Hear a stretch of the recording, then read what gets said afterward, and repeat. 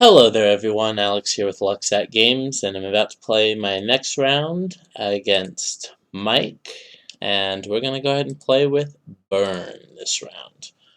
Burn's not an archetype I particularly often enjoy playing, but once in a while it's fun. And I'm trying to play a different deck every round in this league, so lost the die roll. This looks like a one-land keep. Especially on the draw, we have the extra chance of hitting the land, plus we know we're Goblin Guiding on one, so we're keeping. See what our opponent's playing. Flooded Strand, okay. A third Goblin Guide. That's like the next best thing to actually drawing the land. So let's go Sacred Foundry. That way any mountain also turns on Lightning Helix. And let's get in there with the guide. See what the opponent reveals. Darksteel Citadel. Uh-oh, they're the Emery combo deck.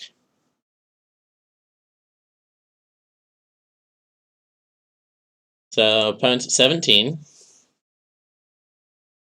We're really hoping to draw the land because we can get 3 guides attacking on turn 2. That's exactly where we want to be against this deck. Actually, there's a good chance that they, if they don't drop a bunch of artifacts this turn and we draw the land, we actually just play Eidolon. Yeah, I think that's correct. So let's go ahead and attack with Goblin Guide. Trigger. Snow-covered island. Goblin Guide is now drawn my opponent 2 cards. And I think we actually just play out the Eidolon here. Especially since it's post-combat. Alright. Hopefully Eidolon's pretty good here. Alright. Them being able to generate blockers is going to be pretty good for them. So yeah, the fact that they didn't dump their hand because they wanted to do the Saheeli is going to be pretty good for us here with this Eidolon. They have an Aether Spellbomb to bounce the Eidolon. That's pretty good. Alright, Mountain is great. Because now what we get to do is play a Goblin Guide.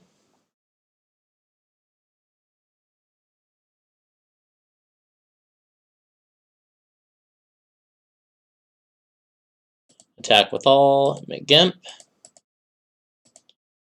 It's going to take 4 here, and then we will kill him with Double Skewer. Ooh, double chump. Okay. So we'll not take 4 here. Goes to 1. So we're going to cast this with Spectacle.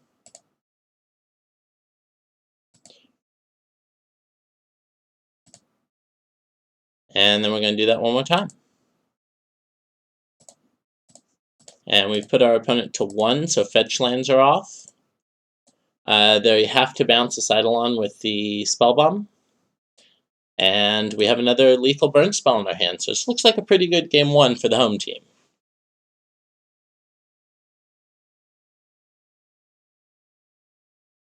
See what we got.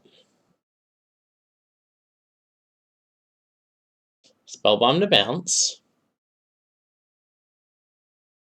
Seems like a good start. Mox Opal for a blocker.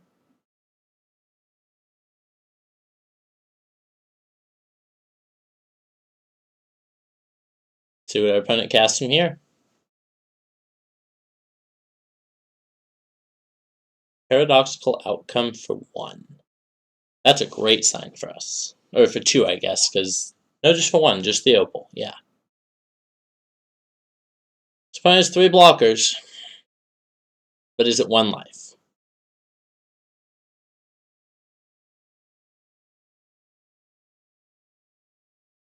Ooh, that's scary. So opponent can't mill us out here, but man, can they do a lot of milling. Grinding Station, that's spicy.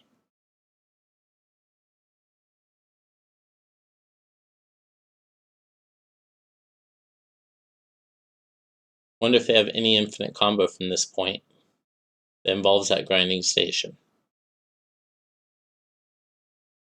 It looks like we're going to get another turn, and if we get another turn, that should be the game. Okay, looks like it did go that way. So we're not going to dick around with our opponent, we're just going to try and bolt them. And even if they have Force of Negation, we have the Lightning Helix. So, against this stack, we want these Smash to Smithereens. I don't think we want these Leyline of Combustions because they won't really be targeting us. I definitely want this Wear Tear. I'm not sure if I want these Path to Exiles. That is how they generate a lot of their long-term value, but I feel like how I generate a lot of my long-term value is killing them. So,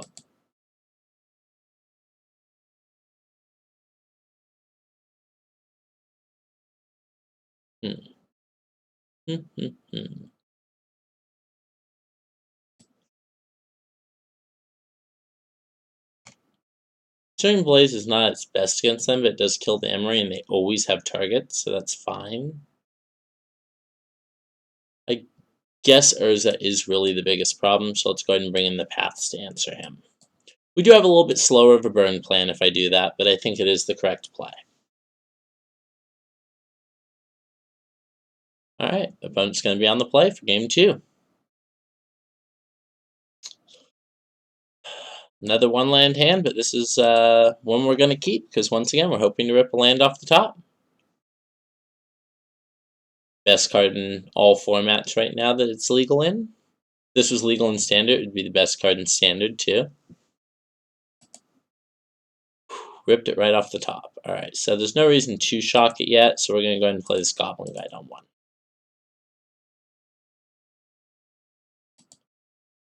If they play Emery on 2, there's a chance that I'll actually Searing Blaze it instead of Paradoxical Outcome, 4 mana spell. If there's a chance that if they play Emery here, there's a chance I just Searing Blaze it instead. See what they play.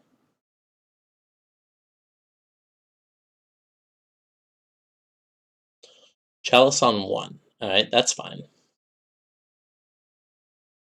Opal. Opal is online, so they can cast a 2-drop here. They can play an Emery.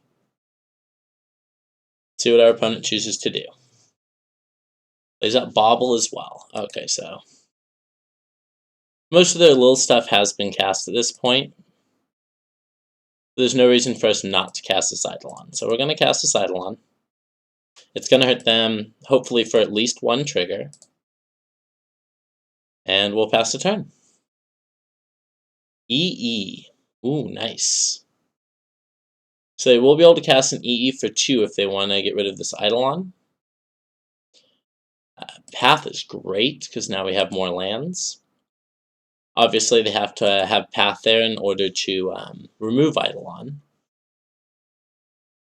EE for 0. EE for 0, so this is an outcome turn. Oh, it's not an outcome turn. They're 1 land short. Oh no, duh. The Chalice actually has a counter on it. So opponent draws, let's see, 1, 2, 3, 4, 5, 6 cards. It's insane. That's insane. See how many spells the opponent chooses to cast this turn? Probably all of them, because they don't want to have another Eidolon happen. So Searing Blaze looking pretty darn awkward at this point. But the rest of our hand is looking very solid. So going to 11, and we have 12 points of, or we have 9 points of burn. We have 12 points of burn in our hand, 9 of which we can cast next turn. So let's see what we got here. Not a land, but another bolt, so I'm fine with that. Let's go ahead and attack them here.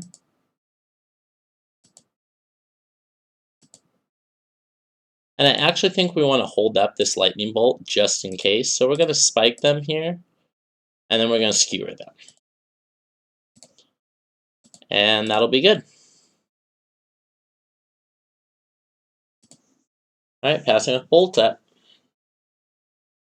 It's likely the opponent does not have Emery at this point. And even if they do, it's summoning 6, so maybe I shouldn't hold up this bolt. But let's see. Urza's pretty good. Urza's definitely the boy I'm scared of. I wish I had a Path to Exile in my hand. Maybe that's what's supposed to be swapped out. Is the Searing Blaze supposed to be a Path to Exile? I did bring in the paths, mind you, so we are not just cold to this Urza, but it looks like another paradoxical outcome, which is pretty terrifying. We're lucky it's just a spin with Urza, which it looks like at 5 mana it might just be.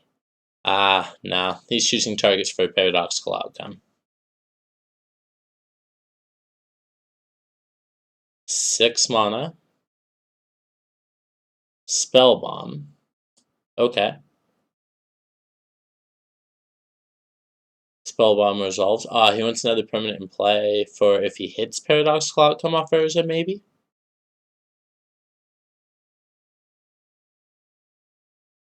Okay, paradoxical outcome resolves.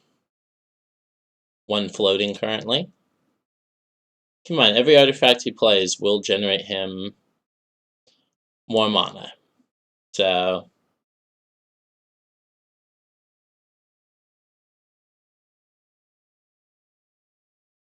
I can bolt the 3/3 and still have lethal in play. I think that is the correct line. Just to deny them a mana this turn, because I still have lethal in hand if I do that. Okay. See what the opponent has here. Ooh, is this just another Urza? Might be. Sigh. Alright, so our creatures aren't getting through. And every one of their artifacts now generates 2 mana. So we get to...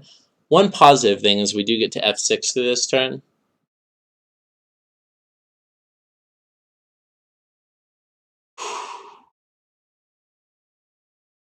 We have to be pretty close to deterministically dead at this point.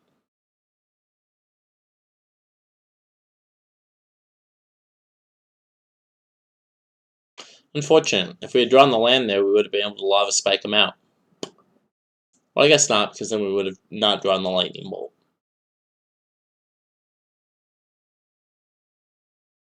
So opponent's playing making a lot of Thopters here. And we'll get a couple spins with Urza, but unfortunately, since we already have lethal in hand, we have to continue watching them go off. Yep. Spell Bomb resolves. Opponent can create approximately 1,000,000 mana here.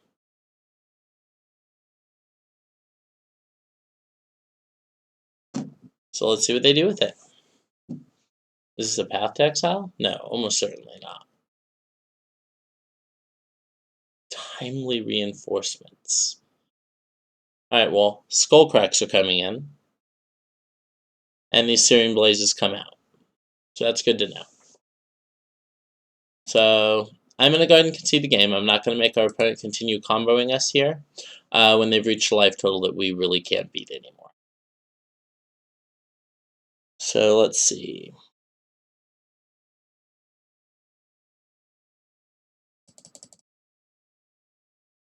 We really don't want these Searing Blazes.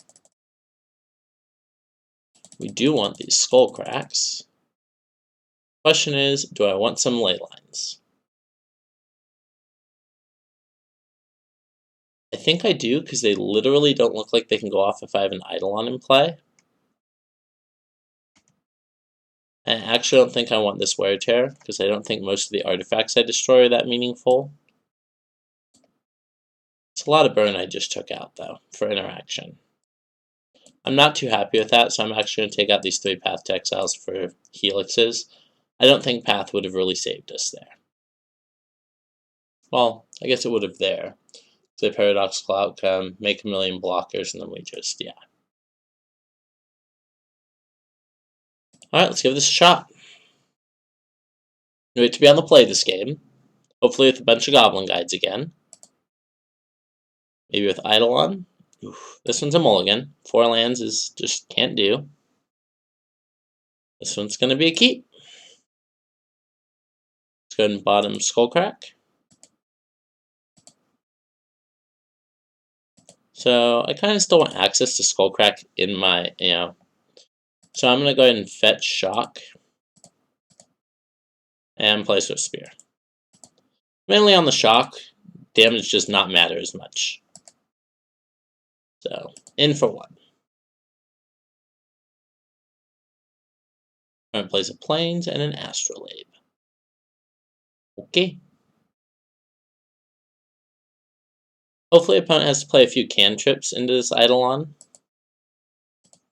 That would be kind of a bummer if they just had the Path to Exile naturally in hand.